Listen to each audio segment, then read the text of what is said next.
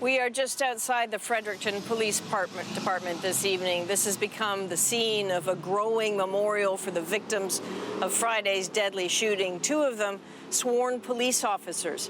This is becoming a place for people to gather. They're bringing cards and flowers, kids' drawings of police officers as superheroes. Today, the Prime Minister joined them. What is happening here is, as the shock gives way, hunger for some explanation moves in. So tonight, we will walk through what we know about the suspect and the investigation. We'll show you how the community is resolving to carry on, even holding its annual Pride Parade. And before he attended a Pride event, Justin Trudeau met with members of the police force and some of the victims' families today. So let's begin with those families tonight. 4 people who died so brutally just 2 days ago. Rob Costello and Sarah Burns were dedicated first responders, committed to simply keeping their fellow citizens safe. Bobby Lee Wright was a quiet young woman who loved her friends and her new boyfriend, Donnie Robichaud. He enjoyed motorcycles, music, and his kids. He never took it off on the road. A slightly bloodied Harley-Davidson dog tag is a terrible memento to hang on to, but Melissa Robichaud won't let it go. Her ex-husband, Donnie Robichaud, was wearing it when he was killed Friday morning. To me, he was a very tall, handsome man, tattoos, piercings, very attractive. I was proud to walk around with him on my arm, very proud. That was the biggest. He was strong, he was protective, he just a good man. They'd only broken up months ago, but were close. She'd planned to pick up their kids at the apartment that morning, happened to get them the night before. I was supposed to be there outside with them. Do you feel like you missed a disaster narrowly? Not so much me. I feel like my kids could have been shot. Understandably, people have been thinking a lot about timing. Last-minute, innocent, mundane calls that put all 4 victims at that apartment complex at that time. Robichaud was on the early shift at an auto parts store Friday. Life was working out. He'd moved into the Brookside apartment a few months ago. Recently, he'd started dating Bobby Lee Wright. He normally left the apartment early, but his cousin says Friday was a bit different.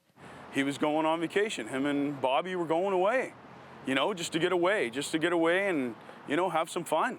Pack the car, drop Wright at a friend's, then head to work was the intent. But then came the gunfire. Their bodies were found near the car. One witness said Robichaud was still holding a bag. Those shots sparked calls to police. Rob Costello, Sarah May Burns were at the station. Burns, her friend Brian Jones says, didn't have to go out. She was just getting off shift, 7 o'clock's the change shift, and she had forgot something in her car, so she went back to the car and they used the same car. So Rob, the other officer that passed away, he was in the car next. And when she was getting in the car to get her stuff, the call came in, so she decided to go with him. I mean, she could have easily said, you can go, I'm going home, but that's not who she was. A woman determined to follow a dream of being a police officer, even though it meant starting in her late 30s. She was dedicated to protecting women from violence. If you expect rage, Brian Jones says the family hasn't been talking about the suspect. I think people realize that, there's a lot of people that are hurting out there and have problems and issues and need to talk to people, and that's one of the things that Sarah was working towards. You sound almost more empathetic than angry. Definitely empathetic. Sean Callahan's mindset is different. He is furious with the alleged shooter. I seen the guy in the hospital yesterday being wheeled by me in a bed. What was that like? What did I want to do? It was, you know what I wanted to do. It wasn't nice, it wasn't good. He's been carrying around Robichaud's 20-year-old base. And I'm gonna put the ashes in this, I'm gonna seal it, I'm gonna bury him with this. This is his casket right here. There is no explaining this yet. Now is for coping however they can. Now, Bobby Lee Wright's family isn't ready to talk yet, but Constable Rob Costello's widow, Jackie McLean, did choose to speak only to our colleagues at CBC New Brunswick. So here's some of what she shared earlier this evening. He really wanted to make sure that I knew what I was getting into by being with someone in law enforcement, but I knew that this could happen. We had a couple of rules in our relationship. The first rule was no dying, and he promised me that he was never going to die. And the other thing was that he always told me that no matter what happened on the job, that he would always come home. And that's the hardest part for me right now. It's that he hasn't come home. I haven't even had a chance to see him yet. To me, that's like he hasn't come home yet. I'm sure that he will be remembered very fondly. He was the best person that I've ever known, and he really was. He had an extraordinary moral compass. He was extraordinarily generous. He made me want to be a better person. And it's so very difficult for me to realize that I don't have that anymore. And I've heard from many of his colleagues that he will be so fondly remembered. And one of the things that Rob always said is that if something ever happened to him, he didn't want us to cry. And so I've been trying really hard not to. But that he wanted us to remember him for how funny he was and all the good times that we had together. Constable Rob Costello leaves behind 4 children. Now, Jackie McLean says he was most proud of the kids, the adults they were growing up to be, and the work he did every day.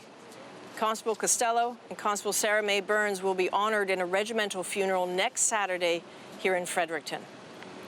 As for the suspect in the shooting, well, police still haven't told us much of anything at all about Matthew Vincent Raymond. So what do we know? That's why Kayla Hounsell is joining us now with that. Kayla, what can you tell us? Well, Adrienne, so far police have only told us his name, Matthew Vincent Raymond, that he's 48 years old and from Fredericton. They haven't even said whether he is known to police. They have charged him with 4 counts of first-degree murder, and they say he is in serious but stable condition after being shot by police. So that's the official word from police. Have we been able to confirm anything else about him? Most of what we know about Raymond so far comes from Judith Aguilar. Now, she's the office manager for the building complex where Raymond lived, which is also where the shooting took place. She says that he's lived there for 4 months, that as far as she knows, he was living there alone, and he would come into her office to pay his rent in person, and when he did that, he seemed very pleasant and friendly, making small talk. She calls him utterly normal and says he did not seem like a disturbed individual in any way. There's always so much more to this. Is it odd in a way that there isn't more information at this point? It is, and it's partially because, as far as we can determine, Raymond has no online footprint, so no Facebook, no Instagram, no Twitter that we can find. We also haven't been able to dig up a photo of him that we can confirm for sure is him, so that means the only physical description of him also comes from that building manager. She says that he is in good shape, that he cycled everywhere he went, and when he came into her office, he would be wearing his helmet and sunglasses and actually seemed quite proud of his bicycle, telling her how expensive it was. And I should mention, Adrienne, that police still haven't confirmed whether there is any connection between the suspect and the victims. That's such a big question. Kayla, thank you very much. So as you heard, here not many answers about the suspect yet, which frustrates many people here in Fredericton. Police here have asked people not to speculate, but that might just be tough considering the information they have released is sparse and sometimes incomplete. So here's what remains unclear. We can confirm that it was a long gun that was used. The shooter was in an elevated position. A long gun. That could be anything from a hunting rifle to a shotgun, even an assault rifle. And so where did it come from? Was it legally obtained? And how did he learn to shoot it accurately from an upstairs apartment to the courtyard below? We know in very general terms how events played out, but when did the officers arrive? Were they immediately targeted? Were they wearing full ballistic vests? What other protections did they have? And then there's the question so many are grappling with tonight, the motive. Why did this happen? It doesn't seem that the suspect, Matthew Vincent Raymond, was known to police here. It doesn't appear he knew the victims either. So what motivated the shooting?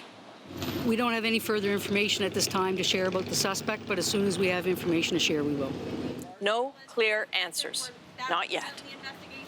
Meanwhile, Prime Minister Justin Trudeau was in Fredericton today offering condolences to first responders affected by the shooting. He also met privately with the families of the 2 officers who were killed.